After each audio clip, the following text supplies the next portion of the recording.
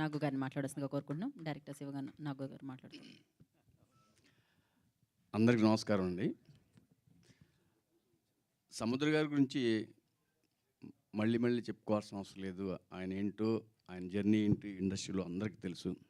అటు ప్రేక్షకులకు తెలుసు, ఇండస్ట్రీలో ఉన్న మొత్తం ఆల్ సెలబ్రిటీస్ అందరికీ, టెక్నీషియన్స్ అందరికీ సముద్ర గారు అంటే, సముద్ర గారి యొక్క ఎనర్జీ ఏంటి, ఆయన యొక్క టాలెంట్ ఏంటి అందరికీ తెలుసు. సముద్ర గారు నేను ఎప్పటి నుంచో కదండి, మా రవి, సముద్ర గారు మేము అందరూ కూడాను చాలా సంవత్సరాలుగా, అంటే టోటల్గా చెప్పాలంటే ఇండస్ట్రీకి రాకముందు నుంచి మేము అందరం ఫ్రెండ్స్. సముద్ర గారు అంటే నాకు చాలా చాలా చాలా చాలా ఇష్టం. ఎందుకంటే ఈ మధ్య ఎప్పుడైనా సరే 2 రోజులు గ్యాప్ వచ్చినా 3వ రోజు కలవకుండా ఉండలేము.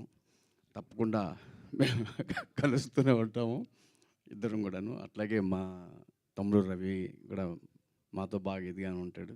మిగతా అందరూ కూడా చాలా హ్యాపీగా ఉన్నారు. అయితే మంచి టీము ఆయన దగ్గర ఉన్నది, మంచి టీము. ఎందుకంటే ఆయన ఒక మంచితనం కాబట్టి మంచి టీము.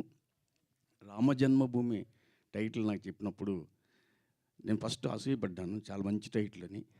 అప్పుడు తర్వాత ఈ టైటిల్ బయటికి వెళ్ళదు, మా సర్కిలే కదా, మా సముద్ర గారే కదా అని చెప్పేసి నేను చాలా హ్యాపీ ఫీల్ అయ్యి, అది ఈ సినిమా డెఫినెట్గా సక్సెస్ అయ్యింది భయ్ అని చెప్పాను.